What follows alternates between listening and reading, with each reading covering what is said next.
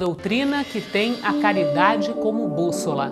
Uma filosofia que propõe a lei de causa e efeito como explicação para os males humanos. Uma ciência iluminada pela fé. Estamos falando do Espiritismo.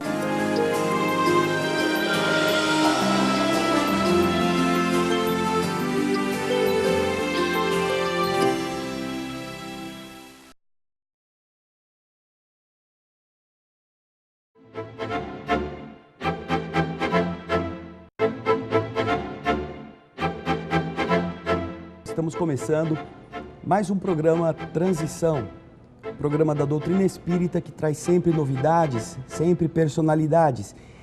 E a de hoje dispensa apresentações, não é? Trabalhador da doutrina espírita, radicado na cidade de Bauru, no Centro Espírita Amor e Caridade. Olá, Richard. Olá, André.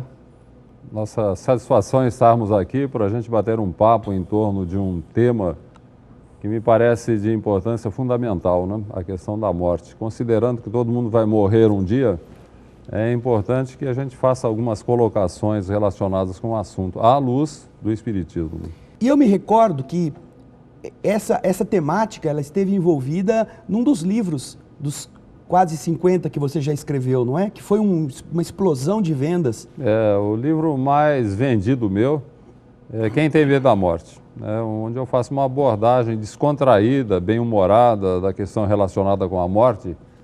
E o livro já vendeu perto de 250 mil exemplares, então é um verdadeiro best-seller espírita. Pela maneira como eu tive a felicidade de abordar a morte de uma forma realmente descontraída, mostrando o que é a morte, né? As pessoas têm muito medo da morte e eu encaro esse medo da morte principalmente como o medo do desconhecido, né? As pessoas não têm ideia do que é a morte, que simplesmente é um retorno, eu sempre digo, é um retorno à vida espiritual, né? Você simplesmente está deixando a carne e retornando à sua pátria.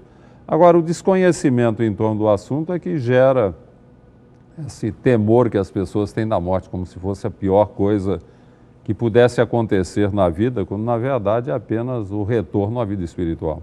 E o livro Quem Tem Medo da Morte, ele vende muito por causa disso, né? Porque sempre as pessoas estão comprando porque o fulano faleceu, um familiar, ele está muito chocado, porque o Beltrano está para morrer, ele precisa ter uma ideia a respeito do assunto. E vai por aí. Então o livro vai vendendo, vende sempre, né? Porque sempre tem gente preocupada com o assunto. Richard, você falou do medo, que isso é uma das características que a morte produz, não é? O receio da morte. Existe alguma maneira, alguma atitude que possa nos favorecer a que isso diminua ou que isso desapareça? Eu diria que, em primeiro lugar, é o conhecimento a respeito do processo da morte, que, aliás, a doutrina espírita, nesse particular, é uma bênção na nossa vida, né? Porque o Espiritismo mostra o que é a morte. O nosso retorno à vida espiritual, a pátria verdadeira, de onde nós viemos, para onde retornaremos. Então, num primeiro momento, eu diria que é a questão do conhecimento. Como as pessoas não conhecem o que é o processo da morte, as religiões tradicionais, elas são especulativas, né? Elas imaginam como seria a coisa. O Espiritismo tem essa vantagem, ele não imagina nada. Todo o conhecimento que nós temos a respeito da morte vem de informações que Kardec colheu dos espíritos. Então, de repente, nós não temos ideias especulativas sobre o que é a morte. Nós temos pura e simplesmente informações que vêm da espiritualidade. Então, para o espírita, num primeiro momento, é animador você saber que a morte, na verdade, não existe, que você não vai dormir até um suposto juízo final, mas que você vai simplesmente retornar à vida espiritual. Agora, outra coisa que pega também é que, consciente ou inconscientemente, nós não estamos bem preparados para enfrentar o chamado juízo, não um juízo final, mas o juízo da nossa própria consciência. Porque quando a gente desencarna, você vai ser julgado pela sua consciência em relação àquilo que você fez ou deixou de fazer na vida terrestre. E daí isso pega, né? Inconscientemente as pessoas têm um certo receio do que possa acontecer por ocasião da morte. A pessoa que acredita na sobrevivência da alma, consciente ou inconscientemente, a gente tem um certo receio do nosso próprio julgamento. Agora, é aquele velho ditado, viva cada dia como se fosse o último, né? Eu acho que o melhor preparo que você pode ter para a morte é você viver cada dia como se fosse o último. Bom, hoje é meu último dia. vou me dar bem com a minha família, com os meus amigos, não vou guardar rancor nem ódio, vou respeitar as pessoas, vou cultivar a paciência, vou cultivar os valores evangélicos, beleza, né? Porque é meu último dia, eu vou me preparar. Então, como a morte é um ladrão, como um ladrão você não sabe quando ela virá, é bom você se preparar diariamente, né? Seria por aí. Nós temos, para o telespectador que queira conhecer, na obra básica O Céu e o Inferno, todo um grande conjunto de relatos, não é, Richard, das entidades que já desencarnaram e que em diversos níveis se encontram do lado de lá contando como estão, não é? Não tem dúvida. O Céu e o Inferno foi uma abertura muito grande de conhecimento em relação à problemática da morte. E nós não podemos esquecer, na atualidade, a obra magistral, extraordinária de André Luiz, né? André Luiz, ele, através da mediunidade excepcional de Chico Xavier, ele abre a cortina que separa o além do plano físico e mostra o que é a realidade e o que é principal, o interrelacionamento que há entre o plano espiritual e o plano físico. Então, o espírita que lê a obra de Kardec e lê a obra de André Luiz, de repente você tem uma visão consoladora, num primeiro momento, né, em relação aos familiares que venham a desencarnar, e animadora também, para você não ter medo, você vai ser bem amparado, desde que você esteja preparado para a morte. Né?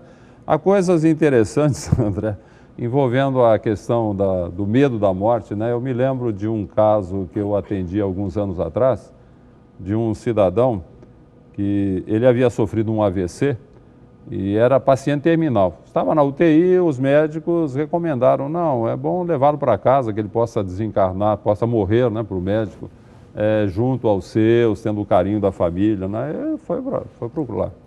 Só que o tempo foi passando e o homem não morria, né? Ele foi até uma surpresa para os médicos, era para desencarnar em dias e passaram-se semanas e ele não morria. Estava no leito, totalmente imobilizado, consciente, mas não conseguindo se comunicar, ele se comunicava por sinais. E eu fui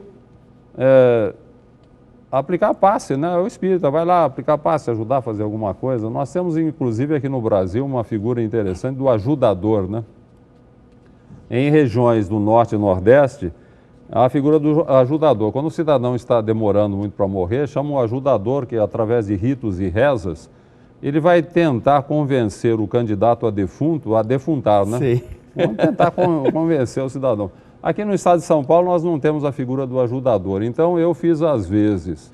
Ia lá, conversava, lia o Evangelho segundo o Espiritismo, pegava aqueles trechos onde há uma abordagem da problemática da morte e comentava com ele e falava claramente, mas o senhor não tenha medo, o senhor se entregue, o senhor está dificultando a própria desencarnação, tem familiares seus, seu pai, sua mãe, tem gente a esperá-lo no além, né? Vão ajudá-lo, não tenha medo.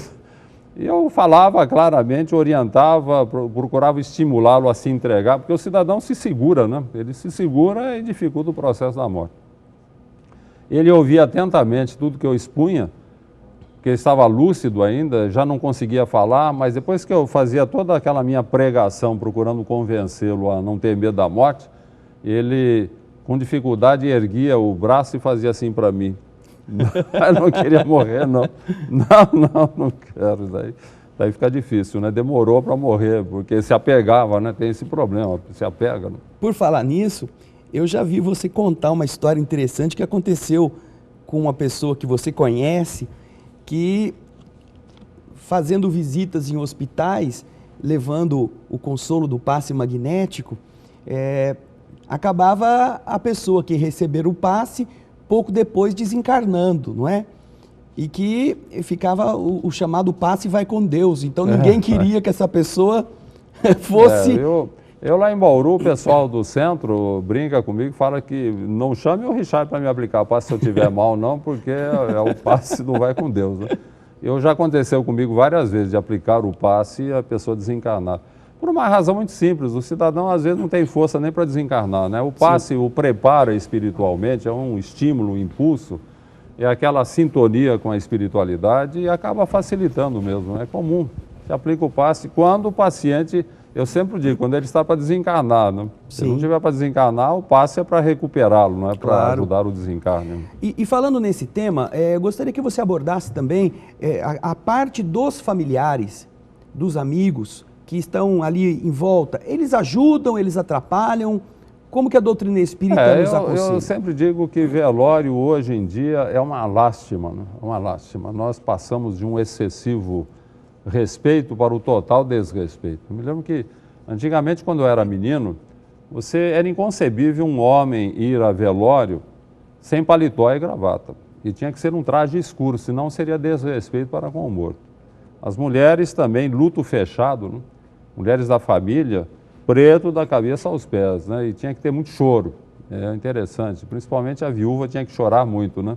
Senão eu desconfiar da fidelidade dela. Não sei não, ela não chorou na morte do marido, a coisa era por aí.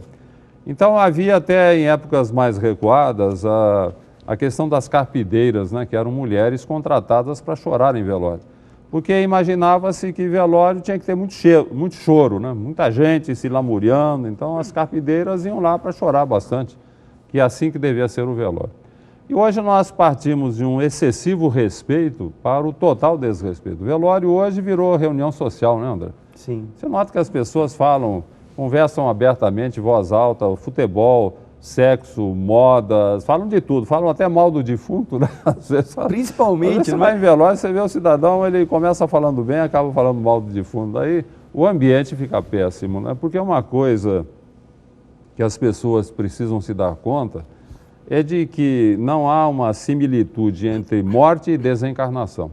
Você morre quando o coração para de bater, mas você só desencarna quando se completa o processo desencarnatório, que pode acontecer depois de horas ou até alguns dias após a morte física. Isso. Então é normal, com poucas exceções, que o cidadão esteja ali junto ao cadáver, ligado ao cadáver. Em estado de dormência, né, ele não percebe bem o que está acontecendo, mas o ambiente sendo péssimo, ambiente de vibrações negativas, o pessoal falando mal do defunto, conversando de assuntos que não interessam à economia do ambiente, ele passa a viver um pesadelo. Para ele é um pesadelo, ele quer acordar, não consegue, não sabe o que está acontecendo, pelo desrespeito que há em relação ao assunto. Eu sempre digo o seguinte, você vai a velório, fica quietinho, faz uma oração em benefício daquele que está desencarnando, é a melhor coisa que você pode fazer, ora por ele. Você poderia descrever aos nossos telespectadores o que isso poderia produzir de ruim para o desencarnado que está ali? O problema é esse, a conturbação em que ele fica. O ambiente sendo conturbado, ele tem mais dificuldade, os mentores espirituais têm mais dificuldade em promover o processo do desligamento. Então, o ambiente conturbado é um ambiente muito ruim no processo da morte. Eu sempre digo o seguinte, se você vai para uma igreja, né, num culto, uma missa católica, um culto evangélico, ou você vai para o centro espírita, numa reunião pública, você sabe que são recintos sagrados ali que você tem que ter respeito, você tem que permanecer em silêncio, você tem que, se for do seu interesse, fazer uma oração. Então, são recintos que você deve respeitar. É a mesma coisa a questão da família. A família, às vezes, atrapalha muito o processo da desencarnação, porque a família não se conforma, porque ele era tão importante para mim, meu pai, minha mãe, meu filho, meu esposo, meu marido, minha mulher, e fica aquela lamúria que pesa em cima da economia espiritual do desencarnante. Porque no processo de morte de um familiar, de um ente querido, nós somos muito egoístas, né, André? Nós pensamos na nossa perda pessoal. É verdade. Você pensa o que você perdeu, você não pensa que ele está retornando à espiritualidade e ele precisa do nosso apoio, da nossa conformação, da nossa aceitação. Aquelas palavras de Jó, Deus deu, Deus tirou, bendito seja o seu nome. Né? Vamos confiar em Deus e entregar, porque quando os familiares ficam envolvendo muito o desencarnante, ele tem dificuldade para desencarnar, não tenha dúvida nenhuma. Até existe aquela história dos mentores espirituais promoverem uma recuperação artificial do paciente, né? De repente ele estava para morrer, ele melhora. E, puxa vida, Deus ouviu as nossas orações, né? Os familiares ficam contentes, ele vai melhorar, vai sarar. Isso geralmente acontece na madrugada, essa melhora promovida pela espiritualidade. Daí está todo mundo exausto pela vigília, vai todo mundo dormir. Os benfeitores espirituais daí iniciam um processo desencarnatório que é irreversível. E depois a família fica aborrecida com Deus, né? Nós pensávamos que ele ia se recuperar e ele acabou morrendo. O povo diz que é a melhora da morte, né? Ele melhorou para morrer. Na verdade, melhorou para afastar familiares que estavam atrapalhando ali o processo da desencarnação. Muito obrigado pela sua companhia e até o próximo programa Transição.